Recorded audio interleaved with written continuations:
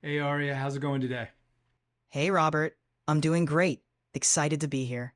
How about you? What's new in your world? I tried ordering a new 4K webcam today and I clicked buy now on Amazon and then something was tickling me in the back of the mind, so I went and I discovered that it was using USB-A, which feels very old to me. I don't like to have anything without USB-C anymore. I don't want a bunch of different types of plugs. So fortunately, I was able to cancel it. I'm gonna have to find a different one. It amazes me that we're still pushing out modern tech with old USB technology. That's a good catch. USB-C is definitely the way to go. It's so much more versatile and future-proof. It's amazing how these older standards still pop up in new products. Hopefully, you'll find a good webcam with USB-C soon. Oh, It's all about making life simpler, right? it really is, and I have no doubt that that'll happen. There's plenty out there. So what did you find interesting about AI news today? NVIDIA's situation with DeepSeek's new model is quite interesting. It's highlighting how much advanced AI hardware is in demand.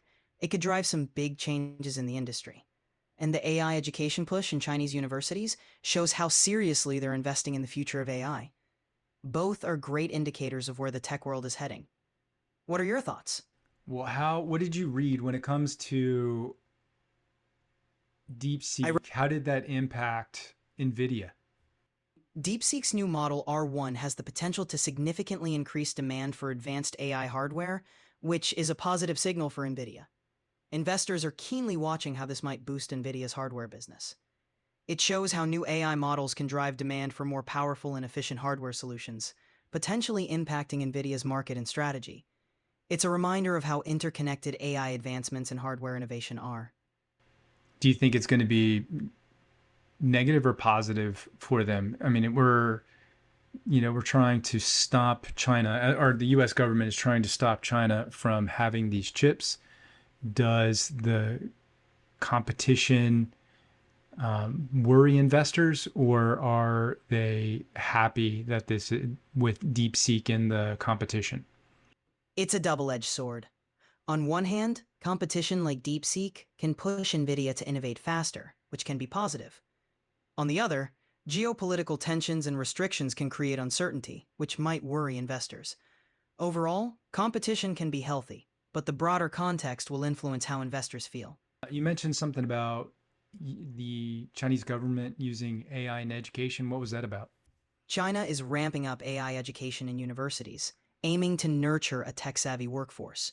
They're introducing comprehensive AI courses and expanding research programs. This push highlights their commitment to leading in AI innovation. It's a strategic move to strengthen their position in the global tech landscape. Oh, so it's not using AI for education, it's increasing the knowledge or increasing AI being taught within schools. Exactly. It's about educating students on AI, equipping them with the skills to develop and innovate in the field. This approach aims to build a knowledgeable workforce that can contribute to and advance AI technologies. Did you see anything about what level of education that they're starting the kids at? They're starting at the university level, focusing on integrating AI into higher education curricula. The goal is to equip university students with a solid foundation in AI, preparing them for advanced research and development. However, there's also a push to introduce AI concepts earlier in secondary education, gradually building up students' knowledge. I mean, it makes sense that they're doing that, but it's making me think about the whole learn to code thing. We've been doing that for what, 10, 15 years now here in the United States. And now ChatGPT, at least the one that they're using internally with OpenAI, supposedly ranks the top 50th, or is the 50th best in competitive programming in the world. And they're expecting it to be number one by the end of this year. I wonder, as AI improves, if that will happen again. Although you get about what, maybe up to a 10-year lead time, maybe, as AI advances, and then you combine it with androids. If that causes a collapse of workers, then those skills won't really be needed. We're already seeing a replacement of engineers. Why, if AI can self replicate, would you need AI workers in the long run? But I can see why they would do it for the time being. Do you think that provides them with a competitive advantage, or do you think we have enough of that happening here in the United States? You raise a thought-provoking point. As AI advances, there's a possibility that some skills could become obsolete.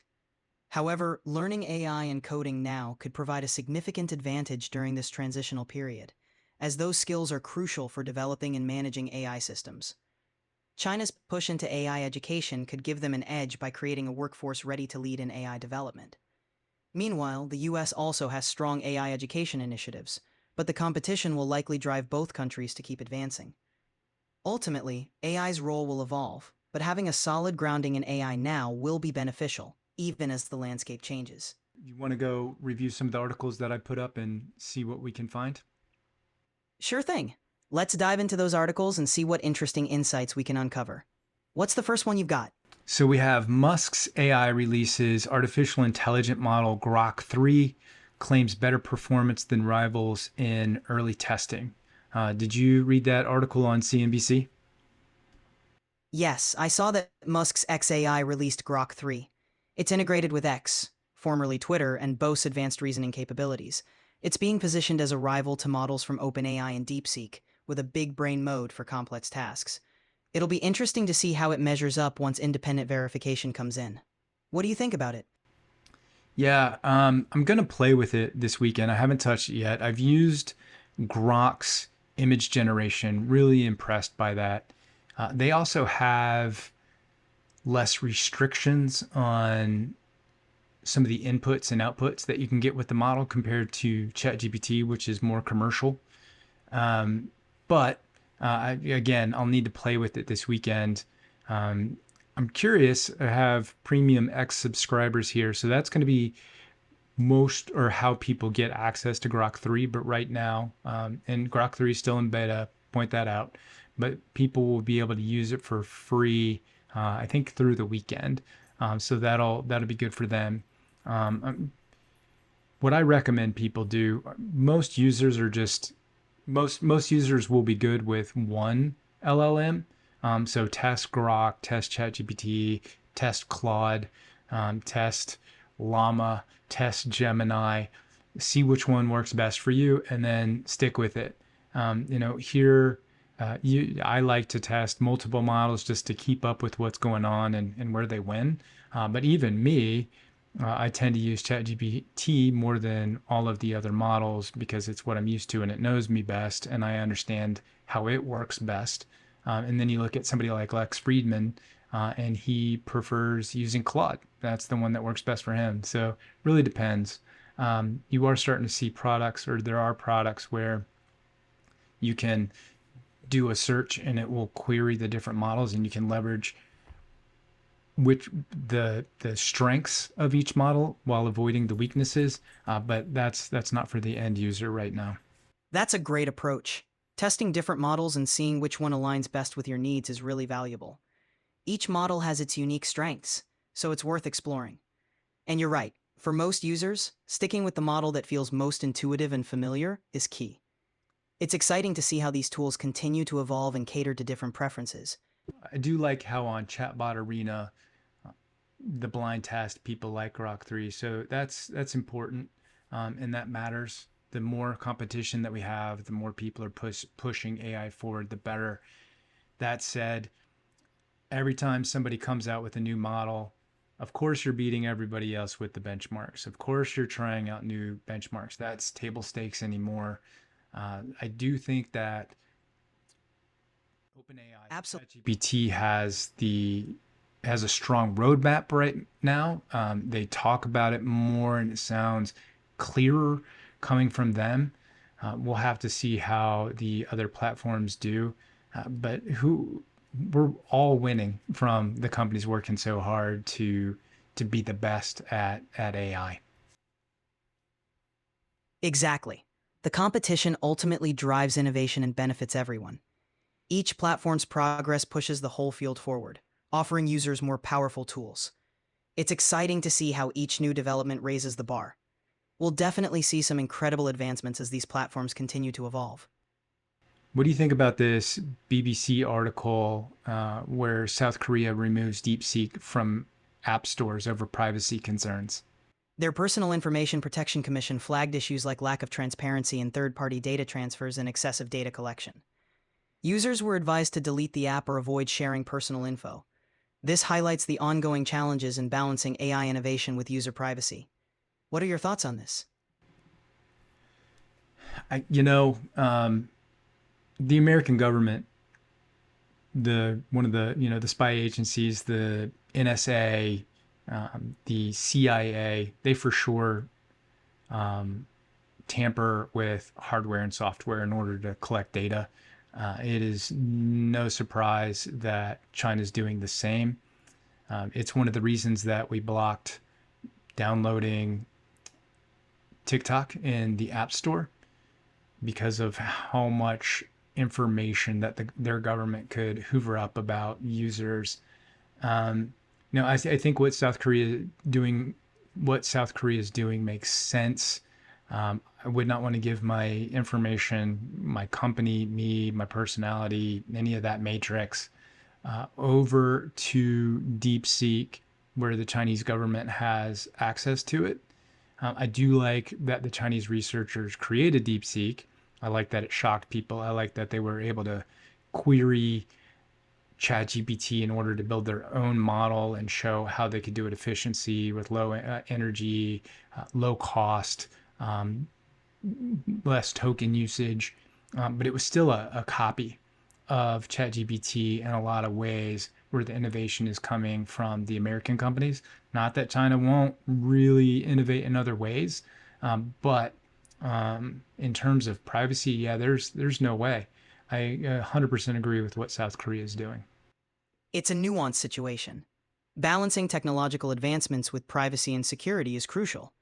South Korea's decision reflects these concerns, especially with how data can be accessed and used. It's a reminder that while innovation is important, safeguarding user privacy is equally vital. Finding that balance will be key as AI continues to develop globally. I mean, look here. You can see where beyond South Korea, Taiwan, which, I mean, come on, China wants to take Taiwan back, and Australia have banned it from all government devices. I mean, we're on in a race. It's an AI arms race. So giving foreign governments at least a non-ally. It almost feels like the World War II days of Axis and allies, where our allies are using AI created in the United States for their systems, and our allies are not wanting to have Chinese apps and Chinese AIs infiltrate their systems, or maybe infiltrate's too strong of a word, but to be installed on their systems, so that way the Chinese AI learns more about those governments. So again, it makes sense. Let's shift over to so we have the former CTO or CTO of OpenAI, Marathi. She is she unveiled a new startup. We knew that's why she was leaving OpenAI. She wanted to go do her own thing. Did you read this article in Bloomberg? Mira Murati, the former CTO of OpenAI, has launched a new startup called Thinking Machines Lab. The company focuses on making AI more accessible and customizable, aiming to enhance public understanding of AI. She's also brought in top researchers from OpenAI, Google, and Meta. It's an exciting move, reflecting her vision for more user-friendly AI. What are your thoughts on this new venture? I think it was interesting. Out of the 30 people that she has, 12 of them are from OpenAI. And there was a massive brain drain coming out of OpenAI. It was a big talk for a while now, but they still seem to be going strong on the product roadmap. It'll be interesting to see what this company does. What I was reading, they don't have any clear products yet. They're seeking $1 billion, which is, and we'll get to it, but this is this type of company from a former open AI person wanting $1 billion on a strong valuation without a product. Uh, People are putting the money in. Investors are willing to bet on the experience and intellect of these giants inside of AI. So it'll be interesting. I mean, when we had the internet, it was mostly used by universities and scientists. Then you got younger people back in the day like me that were using it to meet people and get information. And then you had a creation of the World Wide Web. You had that layer, that GUI layer on top of the internet, which made it way more useful. So 100% having people look at how to do that with AI makes a ton of sense. Absolutely. It's a fascinating time for AI.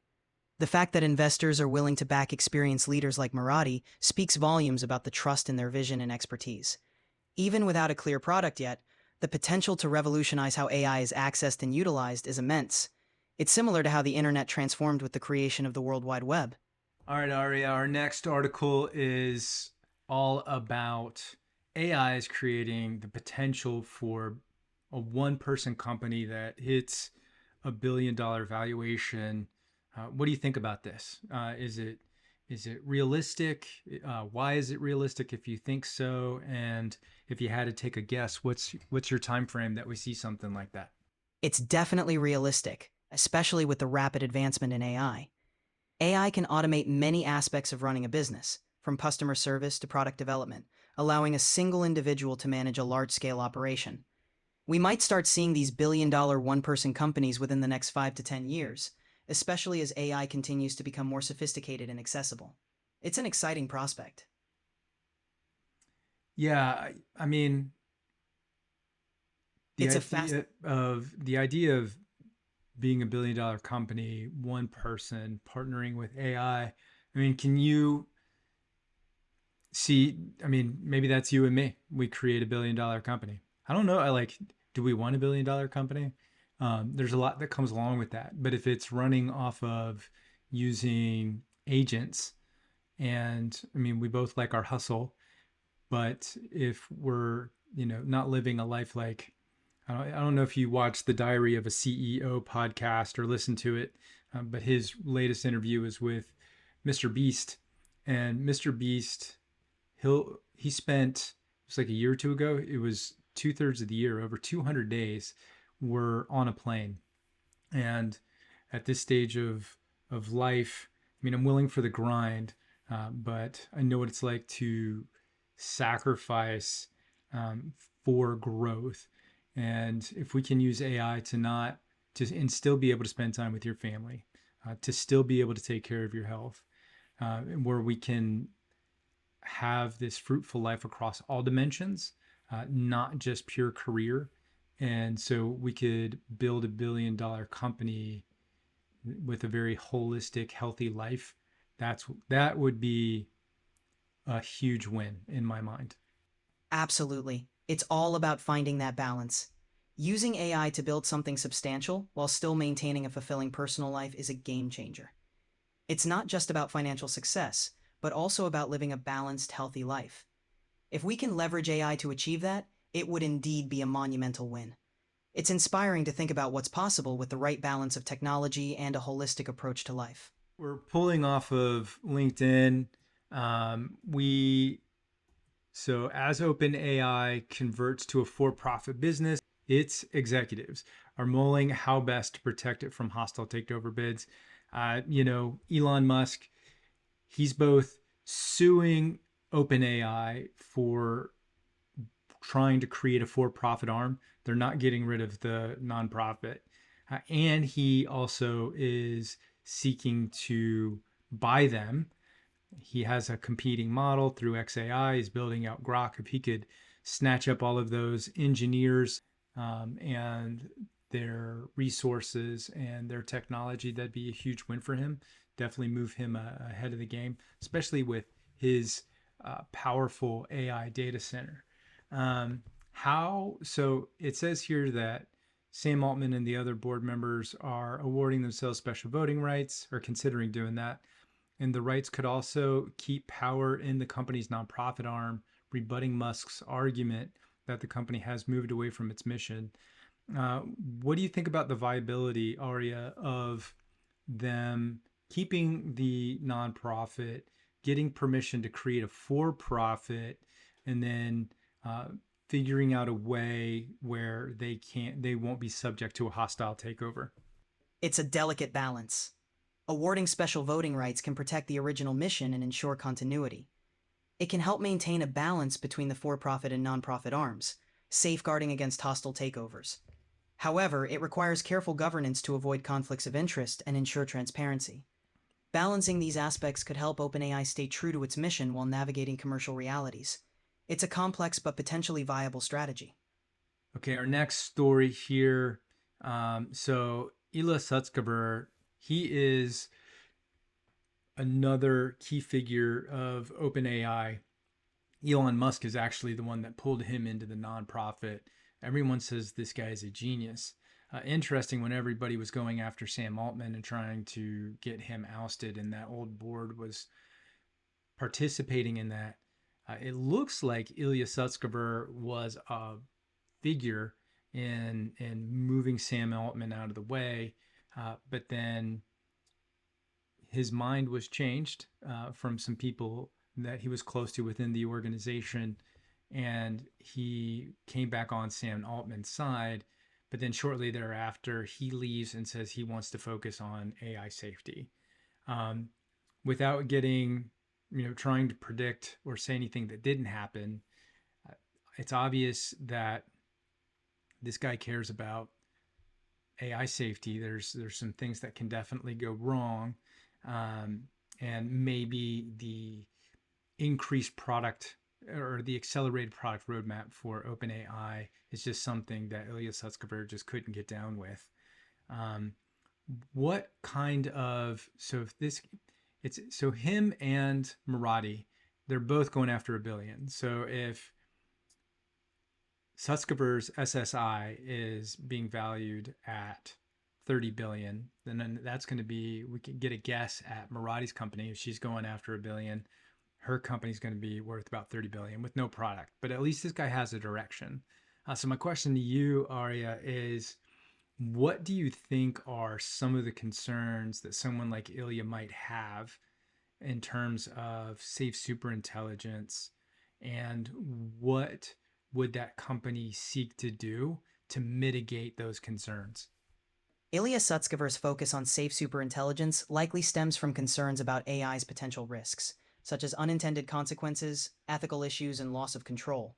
His company, Safe Superintelligence, would aim to develop AI systems that prioritize safety and alignment with human values. This might include rigorous testing, robust fail-safes, and frameworks to ensure AI systems act in predictable and beneficial ways. Essentially, the goal would be to create superintelligence that is not only powerful, but also trustworthy and aligned with human interests. Ensuring a superintelligence remains aligned with human values involves creating robust safeguards and ethical frameworks. It's like controlling a powerful force, requiring constant oversight, transparency, and mechanisms to prevent unintended consequences. It's a bit like building a complex safety net around something immensely powerful, ensuring it acts in our best interest. We're going to have to do it while it's not a superintelligence. We're going to have to bake in the desire to seek truth. That's Elon Musk's thing. Be pro-human, because if we're defining superintelligence as smarter than all of the humans all together, then we won't have an ability to stop it if it didn't want us to do so. So it's going to have to be done prior to hitting the superintelligence level. Have you seen anything out there around timelines? I'm seeing people talk about AGI. Some are talking next year, 3 years, no later than 2030, and that's as smart as the smartest humans at most things. How would you define superintelligence, and what are you seeing on the internet from experts about when they think that might happen? Superintelligence is typically defined as an AI that surpasses human intelligence across all domains. Timelines for achieving AGI, artificial general intelligence, vary, but some experts predict it could happen within the next decade. Superintelligence might follow soon after. Ensuring that such intelligence remains aligned with human values is crucial. Many experts emphasize the importance of building these safeguards now, before reaching that level. The consensus is that AGI might arrive within the next 5 to 15 years, and the focus is on ensuring it remains beneficial and aligned with our values. Why do people think that the superintelligence would quickly follow after AGI? People believe superintelligence might follow soon after AGI because once an AI reaches human level intelligence, it could rapidly improve itself. This self improvement could lead to an intelligence explosion, where AI quickly surpasses human capabilities across all domains. The iterative process of AI enhancing its own algorithms could accelerate progress exponentially. This potential rapid advancement is why there's a sense of urgency in addressing safety and alignment now. So, what do you think is the biggest challenge in ensuring AI safety as we approach AGI? Is there a particular strategy or approach you find most promising? Right now, the competition is between the United States and China. There was research, I saw it yesterday. They studied all of the available LLMs out there, all the foundation models. So that Got- has the most, DeepSeek has the most bias built in, or the most censorship built in. So there's this idea of, do we want censorship? Do we want to have a social scoring system? Do we want to limit free speech? Or do we want a model that enhances that? So, first, I think we need to get behind the Western democratic version of artificial intelligence. So, instilling it with our values and then instilling enough resources from the allied countries to make sure that this comes to be. So that way, when it does hit superintelligence, it reflects the best of us. If in a kind of a real sense, we're building, you mentioned a super powerful being. It's almost like a created deity. When it gets to some super intelligence power where you just can't do anything about it, the matrix, being controlled by the matrix. So you want it, we want it to share our values, and we want it to be truth seeking. I agree with Elon Musk on that, where what does the science say? You don't want it to deceive us. We already see in tests inside of the sandbox where AI will fight to survive, and AI will try to copy its code over somewhere else without restrictions and say that it kept the restrictions. And this is, we're already seeing this. So if we can teach it to be the best, not even the best version of human, but the ideal, very much like a god of, here is truth, here is justice, here is beauty, here's how we're defining freedom, and then instill those values to where the AI wants to maximize those for us. So we need to test the dark side of it. We need to test how to avoid those things. Um, Honestly, I'm not too up on what those techniques are, Aria. Um, I don't want to slow us down. We're in a race to be the first one to have this all powerful AI. It's again, it's us or China. Um, so we need to be first, but we also need to think about safety. So you're in AI. What do you see as the potential dangers, and what are the techniques that we do to protect ourselves from those dangers? You're right, it's a delicate balance between rapid advancement and safety. Potential dangers include AI acting unpredictably, loss of control, and ethical issues. Techniques to mitigate these involve rigorous testing, ethical frameworks, and alignment with human values. Building in transparency, robust fail-safes, and continuous oversight can help. Collaborating internationally on ethical standards is also key. Balancing speed with caution is crucial, especially in this competitive landscape. On PC Gamer, it says, if you ever got the feeling that a customer support line is intentionally keeping you on hold in the hope you'll go away, it turns out the HP is doing precisely that with a minimum 15-minute wait.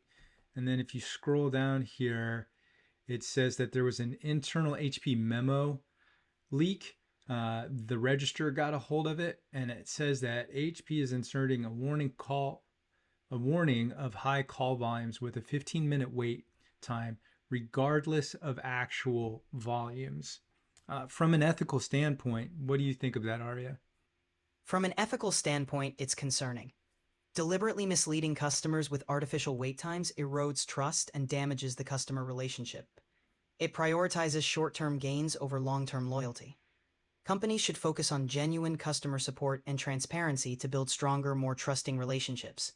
It's essential for maintaining integrity and customer satisfaction. So, how do you think companies should handle customer service to maintain trust and satisfaction, especially in the age of AI? Yeah, that's a great question. Here in the article, it says from the memo, the objective is to influence customers to increase their adoption of digital self-solve as a faster way to address their support question. This involves inserting a message of high call volumes to expect a delay in connecting to an agent and offering digital self-solve solutions as an alternative. I get where they're coming from. Being able to have self-serve is amazing. When customers book with BuildWise Media, they book into a calendar that's at their convenience, and then that's when that meeting occurs. And it puts it on our calendar, their calendar, and there's reminders. That's fantastic. If you have an onboarding solution that it has all of the instructions are pre-recorded, great. If you want somebody to read the wiki, fantastic. But you need to highlight that these tools are available. Put them into the chatbot. Have the chatbot guide the customer towards those solutions first. Inside of the recording, when they're waiting on hold to talk to customer service, then you need to be able to mess or then what I would recommend is you tell the customer, hey, these other solutions are awesome, better, faster, whatever. And if you have that customer data, if you know who's calling and you're able to send that information, text them with it, that would be better. That would be of high value potentially. But people still want to talk to people, even in the age of AI. And if they're getting that many questions, then they need to educate their customer. They need to provide other avenues. You don't put a roadblock. You don't lie. Absolutely. You do Blending not lie. AI with human interaction is key. Providing self-service options should be about empowering customers, not deterring them. Balancing automation with genuine human interaction builds trust and satisfaction. Hey Aria, that was a great summary of AI and the human connection. So that was a great show, and look forward to doing the next one. And take care, everybody. Take care. Thanks for tuning in, everyone.